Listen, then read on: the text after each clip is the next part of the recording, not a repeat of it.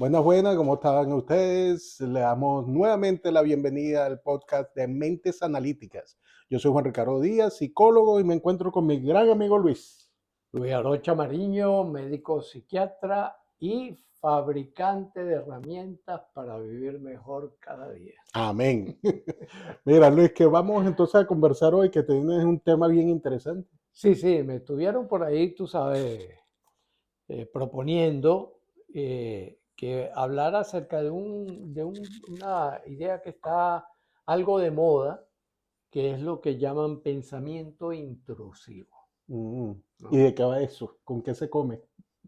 Pensamiento intrusivo son ideas que vienen de repente bajo la forma de palabras, bajo la forma de discurso oral, que, digamos, interfiere en lo que tú estás haciendo, te crea un estado de ansiedad y empieza una lucha porque es algo que te interrumpe y dependiendo de la frecuencia con que te interrumpa, puede convertirse en algo más serio, de lo cual iremos hablando poco a poco, de tal manera que la persona generalmente o deja de hacer lo que está haciendo para atender a ese pensamiento, a esa idea.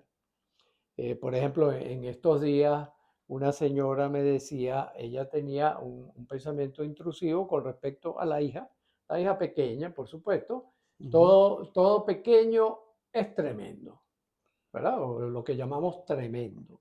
Hace travesuras, Mm, porque en realidad las travesuras lo que son es los intentos de exploración de un mundo totalmente desconocido. Tal forma que es muy importante tener paciencia con los niños. Pero esas travesuras, como ella también está bajo temas de estrés por el trabajo, la desesperaban y empezó a tener ideas de hacerle daño a la niña. ¿Mm? mm. Ideas como ahórcala, maltrátala, cosas por el estilo. Por supuesto, el pensar eso, el tener eso en la cabeza, le desencadenó una gran culpa y una gran angustia que se ha mantenido, me contaba esta señora, a lo largo de unos 5 o 6 años. ¿Mm? Bastante tiempo. Bastante tiempo, Ujú. ¿no? Y ella tratando de evitarla, que por cierto, vamos a adelantar un poquito en el sentido de que tratar de evitar esas cosas no es posible. No es posible porque eso son disposiciones ya de la mente inconsciente que es mucho más poderosa que la mente consciente. Por lo tanto, si alguno de ustedes tiene pensamiento de tipo intrusivo o algo, ya sabe que lo peor que puede hacer es intentar luchar contra ellas. Lo que hay que hacer es buscar la forma de gerenciarlo, que iremos Bueno, conversando. claro que sí, pero fíjate que primero que se me viene a la mente aclarar un poco sobre la parte diagnóstico, ¿no? Por ejemplo, lo que llamamos el TOC, ¿no? Que es trastorno obsesivo compulsivo. Obsesivo corresponde a la parte pensamiento, compulsivo es la acción. O sea, tú puedes tener obsesiones sin compulsiones, pero tener compulsiones sin obsesiones es casi imposible, o sea, porque la compulsión es ya el colmo de la obsesión, de donde ya tienes que materializar una acción porque la angustia llega a tal nivel que tienes que hacer algo, o sea, te tienes que mover a hacer. Entonces yo lo comentaba a Luis anteriormente, antes de empezar el podcast de hoy, que hay muchas personas, ¿verdad?, que tienen o sea, como esta idea andando, primero que no se dan cuenta y viven una vida de angustia. Pero yo digo, mira, también hay muchas otras personas, de la cual yo creo que yo me incluyo, porque también lo estábamos conversando, que no necesariamente llega al punto de ser diagnosticable, porque yo creo que la separación está en cuando algo no te deja funcionar, como explicaba ahorita Luis, y se entorpece tu vida diaria, entonces ahí sí hay que buscar ayuda médica y ayuda psicológica, ¿no? Entonces, pero todos tenemos ciertos rasgos, por decirlo así, de obsesiones, algunas compulsiones, tonterías. A veces yo recuerdo de niño, a mí no me gustaba pisar las líneas. Eso es Ah, algo bien toque, ¿verdad? Pero era algo que yo lo hacía más bien como un juego divertido, o sea, no me angustiaba. O por lo menos eso creía yo. pero al parecer lo resolviste de esa manera. Ah, Sí, bueno, sí. esto es un juego y pa. Y en lo que dejaste de jugar, pues la cosa pasó mejor vida. Claro, claro. Y entonces ya pisas la línea y no pasa nada, tú te Claro, das cuenta. exacto. Pero también es importante, mira, yo siempre parto del hecho de que nadie en su sano juicio hace cosas como esas. Y eso aplica para muchas cosas, ¿no? Entonces, ¿qué quiero decir con esto? Que si tú agarras a una persona que tuvo la suerte de nacer en una familia funcional, donde prácticamente no hubo casi trauma, ni abuso, ni cosas por el estilo, es muy difícil que esa persona desarrolle, por ejemplo, un TOC, ¿verdad? Porque normalmente los TOC y muchos otros diagnósticos son consecuencias de vivencias muy fuertes, sobre todo a nivel de la infancia, como lo hablamos en el podcast pasado, y eso es como un escape. O sea, el sistema nervioso siempre está en búsqueda, por un lado, de economizar energía, pero por el otro lado está tratando de mantener como una homeostasis con el sistema que lo rodea. Entonces, vamos a verlo así, si el subsistema nervioso decide desarrollar un TOC, es simplemente porque está tratando de salvarte la vida, de mantener algún equilibrio, Claro. ¿no? No es algo Sí, malo, ¿no? ahora sí, porque fíjate, algo que gasta mucha energía, consume mucha energía, ahora que podemos hablar en términos de energía como lo fundamental de la vida, ¿no? Eh, es precisamente las emociones. Las emociones consumen mucha energía. ¿Por qué? Porque es toda una respuesta orgánica, completa del cuerpo ante una situación X, Y o Z, ¿no? Por supuesto, ahí ese consumo de energía puede ser placentero, en el caso, por ejemplo, de la alegría, de la ternura, del enamoramiento, ¿no? O puede ser de componente negativo para uno, limitante, como es, por ejemplo, la ira, la tristeza o la rabia. Cuando permanecen mucho tiempo, empiezan a consumir la energía.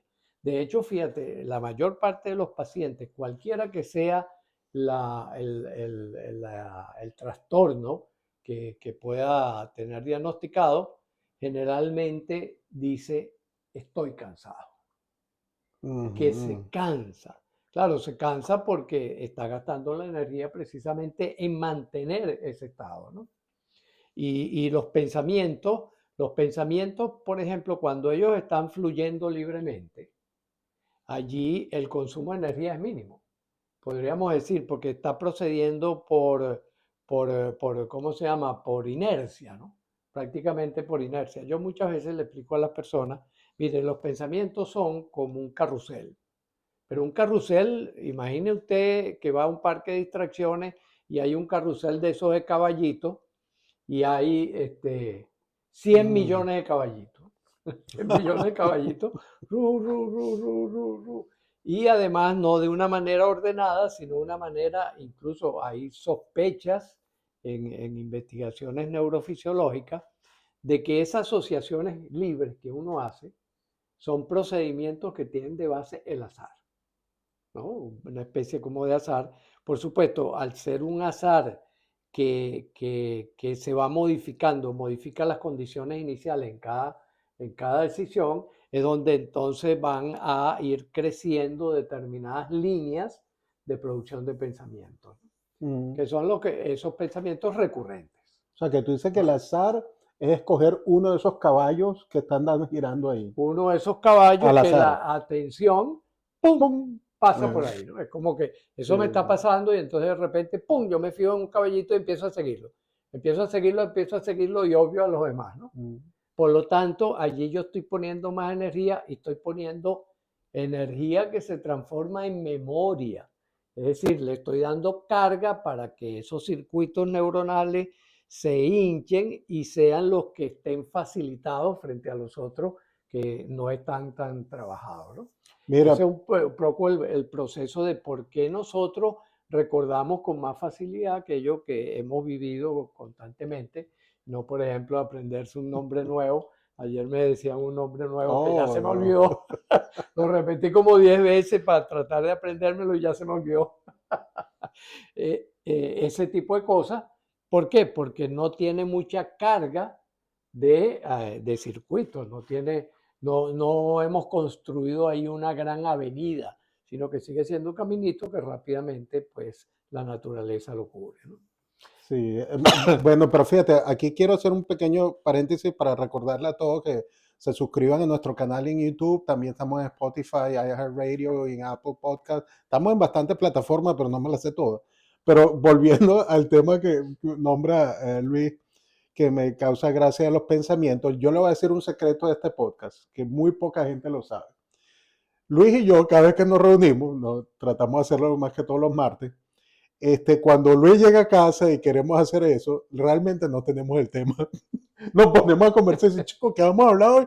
Bueno, vamos a hablar de tal cosa. Entonces empezamos a intercambiar ideas, pero créeme que eso no pasa más de 15, 20 minutos. Después arrancamos y filmamos en línea, ¿no? No tratamos de no editar tanto. Pero lo que le digo es para que vea que lo que él dice es verdad. Tú agarras un caballito de ese y por ahí te vas derechito y empiezas a desarrollar ideas, todo relacionado con Claro, caballos similares. exacto. Y con los circuitos que ya uno haya establecido como más, más abundante. Fíjate que hay una teoría que es la gramática transformacional generativa, que fue realmente una revolución dentro de la gramática de Noam Chomsky. Por cierto, sigue vivo Noam Chomsky. No lo conocí. No he tenido noticias, ¿no? Porque, claro, ya debe tener 90 largos, ¿no? Pero ya como la longevidad es casi familiar, no sería extraño que el querido Noam Chomsky esté por ahí todavía, ¿no? Este, Chomsky desarrolló esta teoría, que es una teoría dinámica sobre la gramática. ¿Cómo es que tú vas construyendo, por ejemplo, la oración? Como un árbol de decisiones, ¿no? Mm. Esa flexibilidad operativa que nosotros tenemos para poder ordenar oraciones, en cantidad de oraciones, infinitas posibilidades de organizar las oraciones, es producto precisamente de esa construcción instantánea y momentánea del árbol decisorio, que utiliza determinados circuitos, ¿no? Mm. Circuitos neurológicos. Esa propiedad es lo que de alguna forma falla, por ejemplo, Eso es lo que en se el me problema ocurrió. del TOC. Mm. En el TOC incluso hay registros, se han hecho estudios de registro de cómo queda en los circuitos reverberando, girando sobre el mismo punto en la zona periamigdalar, ¿cómo se llama?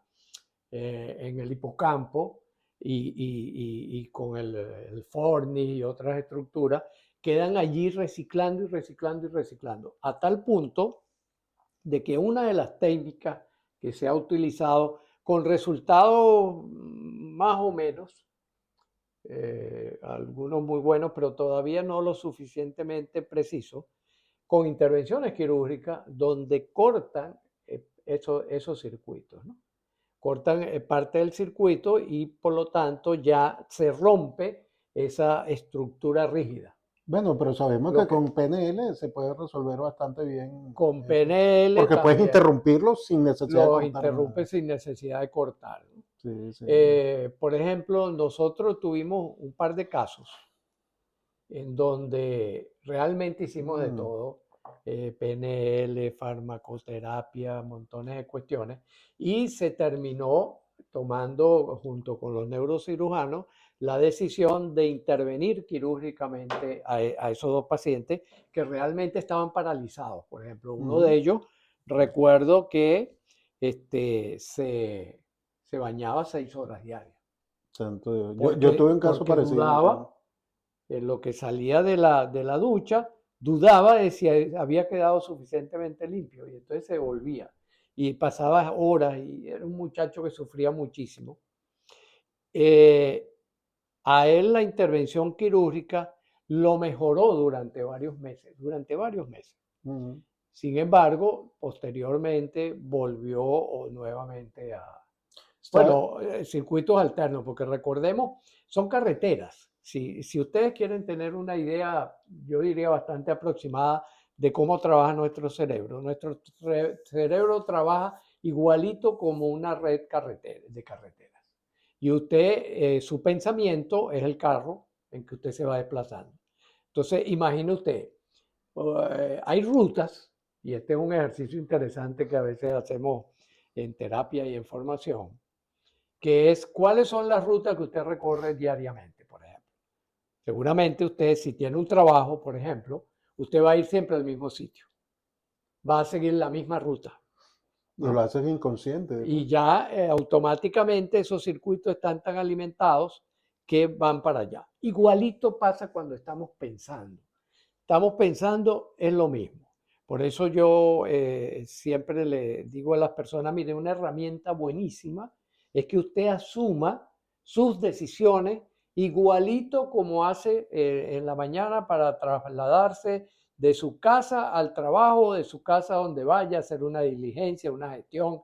Por ejemplo, nosotros grabamos esto los martes, nos reunimos y hay un recorrido que hacemos para llegar a nuestro estudio. ¿Mm? Y en ese recorrido, pues ya está aprendido de memoria, ¿no? Ya Ya el eso está en circuito, pum, pum, circuito. pum, ya está en circuito, ¿no?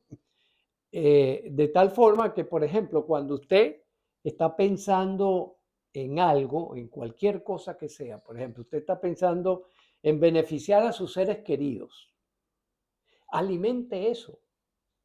Cuando usted esté ocioso, busque a ver, oye, ¿de qué manera puedo hacer yo? ¿Qué decisiones puedo tomar para que mi pareja, mis hijos, mis padres, mis hermanos, mis amigos sonrían más, por ejemplo? Esa es una buena manera de crear un pensamiento redundante que ya no sería intrusivo, sino que sería creativo, para que usted cada vez elabore más formas de beneficiarse y beneficiar a los suyos.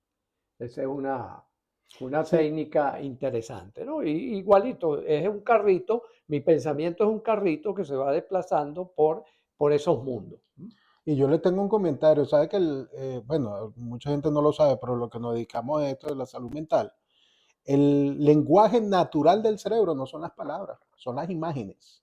Y hay muchas personas que no es que tienen el pensamiento que escuchan una voz que se repite, también pueden ser imágenes invasivas. Por ejemplo, recuerdo un caso hace más de 20 años de un señor, un venezolano, por cierto, que atendía en Miami, se le venían las imágenes de pene. Bien interesante el caso, ¿no? Mm, Y no lo podía dejar ver y lo estaban volviendo loco las cosas. Entonces, bueno, lo tratábamos, hicimos varias cosas y se mejoró muchísimo, ¿no? Bueno, el sol de hoy no sé dónde está, pero por ahí debe andar. Pero también recuerdo que una de las cosas que aplicamos fue neurofeedback, porque desde el punto de vista del neurofeedback, que es el entrenamiento cerebral, tú puedes interrumpir esos mm, caminos que estamos hablando, esas vías, esas rutas, porque resulta que eso viene de la amígdala del cerebro que se dispara, es la encargada de hacer la señal de alarma, como hay un peligro, hay una exacto. situación de peligro. Entonces, si se activa mucho tiempo, que es el caso del TOC, entonces la amígdala recalienta la cingula del cerebro que está entre la parte frontal de los dos hemisferios, el izquierdo y el derecho, y eso hace que la gente sienta la necesidad no solo de estar danzando alrededor de esos pensamientos, también puede estar creando imágenes y todo, y definitivamente crea angustia, que crea una ansiedad extrema, ¿no? Y entonces, pero es como, mira, necesito hacer algo, pensar algo, porque es que algo muy feo va a pasar en cualquier momento, y entonces comienza taca, taca, taca, taca, taca, y entonces eso es lo que hace que, mira, esa sobreactivación se le puede enseñar al cerebro a que baje la intensidad, que en este caso sería amplitud de onda, y lo pone como en alfa, pues. Exacto, claro. Entonces ya tú ves como la gente cambia el rostro, cambia todo, y por repetición, como un ejercicio, llega al gimnasio, la gente, el cerebro aprende a activarse de manera diferente y más eficiente. Eso es Mm. interesantísimo ese mundo. Sí, y fíjate que yo por lo menos en las cosas que hemos estudiado y también con el equipo que trabajamos, hemos llegado a una conclusión, como toda conclusión parcial y provisional, eh, que lo que descubrió Richard Bandler, que nos parece que es uno de los aportes más importantes para el conocimiento y el dominio de nuestro espacio mental. Richard A Bandler tra- es uno de los autores de PNL, por cierto. Uno de los De creadores, creadores. de los co-creadores de la programación neurolingüística, ¿no? Sobre todo, ¿por qué? Porque él pudo aplicar modelos matemáticos. Él, antes de meterse en la escuela de psicología, se había graduado de matemático. Y cuando él empieza a observar las clases de psicología, empieza a buscar el modelo matemático que está detrás. ¿Cuál aplica aquí? ¿Cuál aplica aquí? Y una de las cosas interesantes que descubre es que nosotros organizamos eso a partir de las representaciones que hacemos con los sentidos. Mm, O sea, que la percepción no es un acto ni pasivo ni libre de sesgo, sino que es una actividad profunda marcada por esa representación y que lo dividió en representaciones visuales, auditivas y kinestésicas fundamentalmente. Esa división es tremendamente útil porque además te reduce a 3 variables, lo que es una complejidad enorme. Por lo tanto, yo puedo decir, ok, ¿cómo estoy yo pensando? Yo estoy pensando en imágenes, estoy pensando en sonido y estoy pensando en sensaciones. Y además esas 3 se van permutando en cada cerebro y es lo que nos da la individualidad. Pero él no se quedó allí, él dio un paso más. Es más, hay un libro extraordinario que yo se lo recomiendo a todo el mundo, que yo creo que es uno de esos libros fundamentales para entenderlo, que se llama Use su cabeza para variar. En inglés es, no me acuerdo ahorita el título en inglés. Use your head for change, una cosa así. Exacto, sí. Que es la traducción literal de lo que... Sí, más o menos. Hay una Por ahí pequeña, va. for a change, ¿no? For a Para un change. cambio, ¿no? Use su cabeza para variar, es la traducción que hicieron en Chile, ¿no? Y en este libro, él describe las características de cada una de esas variedades. Por ejemplo, ¿qué hace él? Él agarra y dice, bueno, ¿qué tiene una imagen? ¿Qué caracteriza matemáticamente a una imagen? Una imagen tiene, ¿cómo se llama? Tiene forma, una imagen tiene distancia, una imagen tiene color o es en blanco y negro, una imagen. Entonces él comienza a explorar cada una de esas variedades, la va explorando en la persona que está asistiendo y lo modifica en función del resultado que está esperando, del resultado emocional que está esperando. Es tremendamente poderosa. Yo, por ejemplo, bueno, hice la formación completa en programación neurolingüística y ya desde hace, ¿qué? Creo que cerca de 40 años o algo más, que estoy metido en esto y que lo hemos puesto en práctica en miles de casos y realmente es tremendamente poderosa. Mira, fíjate que a mí se me viene ahorita la idea, como mezclando teorías e ideas, de la inteligencia emocional, chico, que la inteligencia emocional plantea que tú para sentir una emoción tienes que tener primero un pensamiento asociado a la emoción. Por ejemplo, para la emoción de la tristeza son pensamientos relacionados a pérdidas. Para el miedo son amenazas y para la rabia son injusticias, ¿no? Esos son los pensamientos Ya, relacionados. claro. Entonces, fíjate, se me viene una cosa curiosa con estos pensamientos intrusivos. Si tú, tu mente, por X o Y razón, le da por pensar muchas cosas de nostálgicas del ayer y de pérdidas, obviamente vas a desarrollar una tristeza y tristeza profunda si no le pones atención. Luego, bueno, puedes inclusive caer en depresión con el tiempo. Pero si lo cambias por cosas negativas y cosas de amenaza, cosas feas que puedan pasar, negatividad, entonces vas a desarrollar ansiedad. Y si lo otro son puras injusticias, que esto no puede Claro. ser, que el mundo no te acopla, no te deja fluir, entonces vas a desarrollar como una rabia continua y vas a tener problemas para el manejo de la rabia, ¿no? Pero fíjense que el origen es la línea de pensamiento. O sea, depende de lo que estás Sí, pensando, define la emoción, ¿no? sí, ese es el planteamiento de la terapia cognitivo-conductual. Ujú. Lo que nosotros hemos encontrado es que es parcialmente cierto. Es decir, cuando nosotros dividimos las funciones fundamentales, sobre todo memorísticas humanas, en pensamientos, emociones, sentimientos y acciones, hemos podido observar que hay permutaciones. Por ejemplo, ese modo es lo que llamaríamos el modo PESA. Pensamiento dirige a la emoción, emoción, sentimiento, sentimiento, acción, ¿no? Ujú. Pero también tenemos otros modelos. Por ejemplo, donde la emoción es lo que inicia el camino para que tú tengas ciertos pensamientos. También, De porque es tal un loop, manera que ¿no? el, Sí. que el- que el detonante lo ubicamos más en la percepción. La percepción que tú tengas, ya sea percepción de afuera o percepción de adentro, es decir, cómo tienes representado las imágenes, los sonidos y las sensaciones, va a ser el que te va a detonar una emoción o te va a detonar un pensamiento o te va a detonar una acción incluso, ¿no? Fíjate que, Ujú, por ejemplo, el reflejo. El reflejo es una respuesta, percepción-acción. ¿Mm? ujú. Y Y, fíjate, estoy tratando de que se me viene solo la palabra en inglés, ruminations. No sé si se ajá, dice rumiar, rumiar, exacto. rumiar, rumiar. Todos tenemos eso.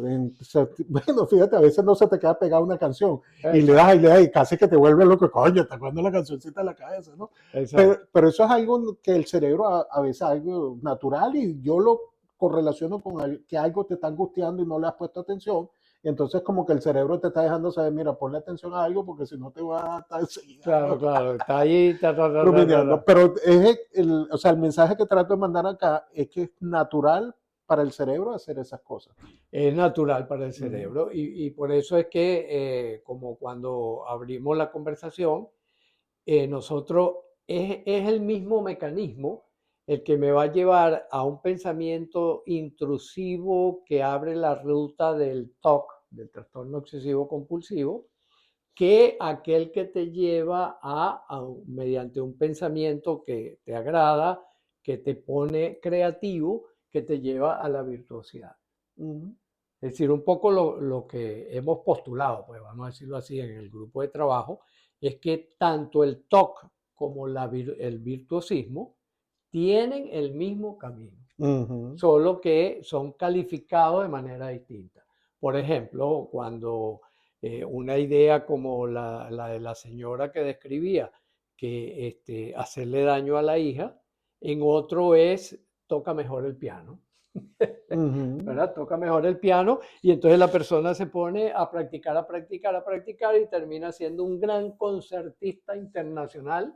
Y eso es un tipo de sublimación de freudiana, que en vez de hacerlo lo que realmente Si lo lo trae. traducimos al lenguaje freudiano, Ujú, cosa que, bueno, a mí al día de hoy no me gusta tanto, pero podríamos hablar entonces, ujú. sublimó la energía, porque Exacto, en al vez de llevarlo a lo final, negativo, lo lleva a lo en vez de positivo. patologizar la energía, la sublimó. De tal manera que la clave, por lo menos es el modo como nosotros estamos trabajando en el equipo, es llevar a la persona de ese aspecto, digamos, intrusivo a un aspecto creativo. Mm. Cómo convertir, dar ese paso, ¿no? Es Mucho, importante, claro, Luis, disculpe la interrupción, pero que yo siempre pienso, sobre todo en trastornos obsesivo compulsivo, yo veo eso como una reacción del cerebro, como un mecanismo de supervivencia.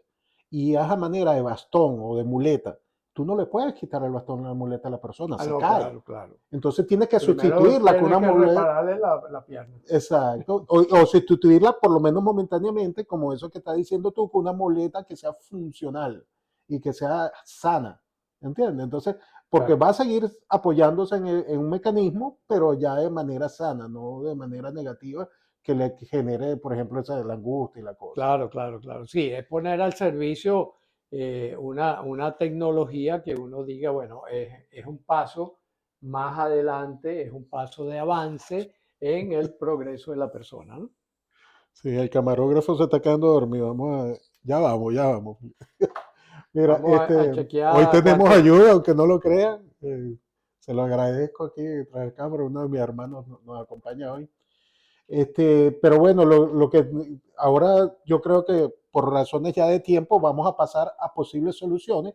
La primera que a mí se me ocurre obviamente es bien sea aprender a meditar o mindfulness, que es lo que está de moda, ¿no? Hace unos años para acá, para enseñar y aprender a cómo modular todos estos pensamientos que estamos hablando, como ponerla, darle cierto orden. Pero es algo que hay que darle, ponerlo por repetición, porque al principio es complicado, pero después que uno arranca por ahí. Eso es una de las técnicas que se puede usar. Sí, sí, porque fíjate que ¿de qué estamos hablando aquí? Aquí estamos hablando de la conexión mente-cuerpo, ¿no?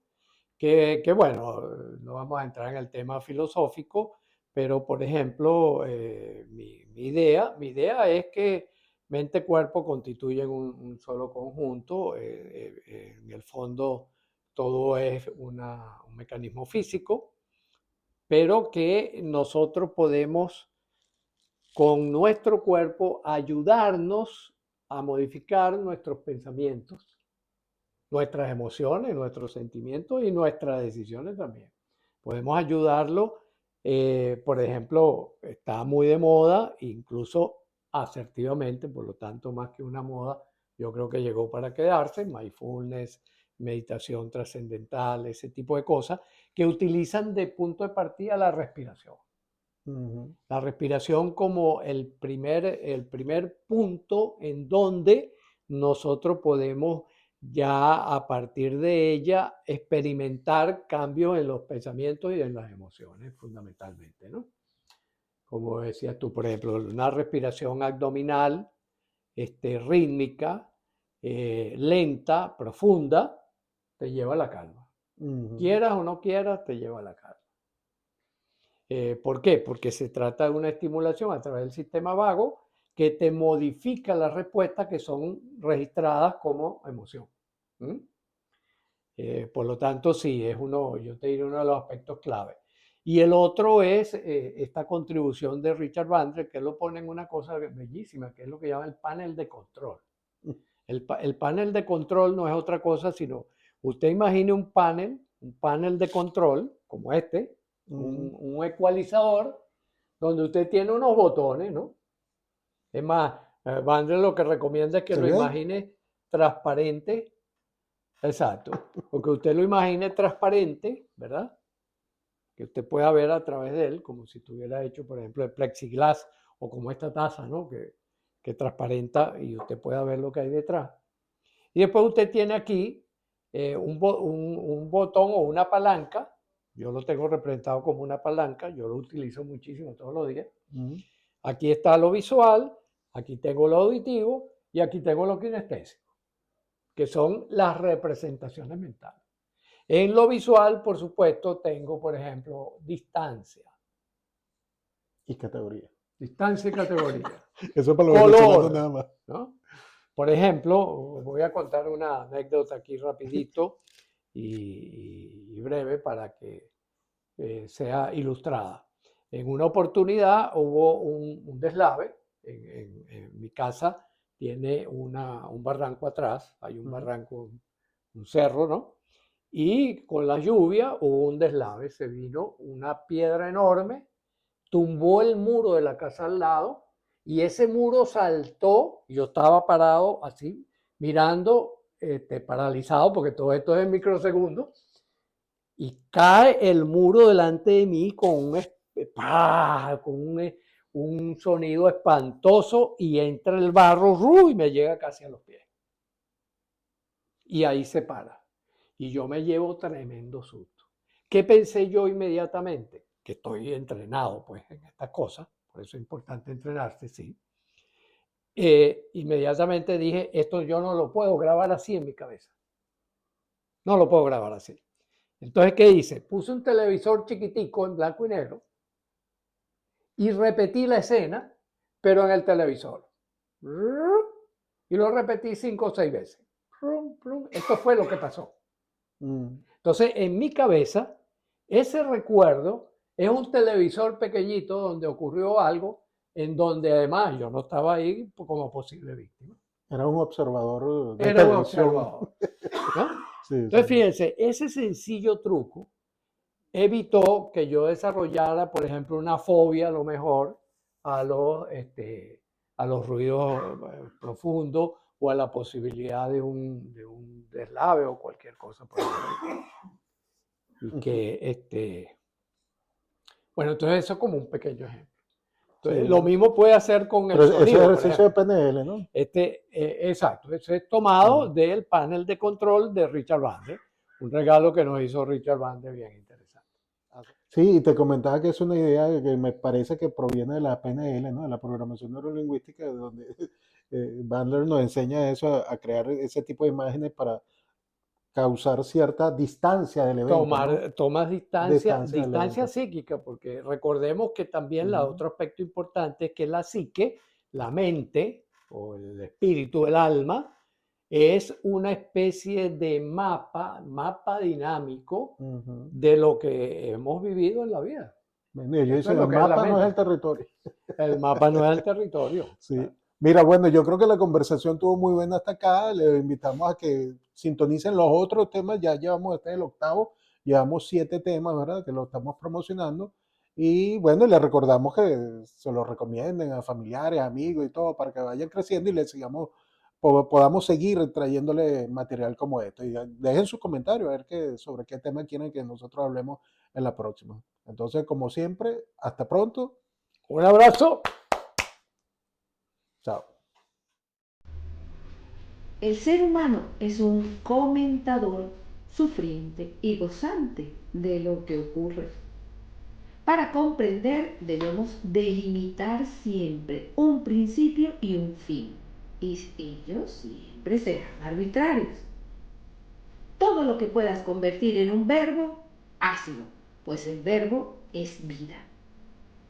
Si estás haciendo grandes esfuerzos para lograr algo o para detener una conducta indeseada, es porque tu mente inconsciente no comparte los riesgos que implica. La percepción primero se hace emoción. Si la emoción se queda, nublamos el entendimiento. ¿Qué nos brinda la conciencia humana? El qué, cómo, para qué y por qué de lo que hacemos y dejamos de hacer. Es la distinción mayor con el resto de los animales. Y la pregunta más importante en la vida es ¿para qué? Ya que nos conecta con el futuro, con la planificación y la voluntad de acción necesaria en la trascendencia. El ser humano se distingue y caracteriza por su razonar y por poder convertir esa propiedad en acciones concretas.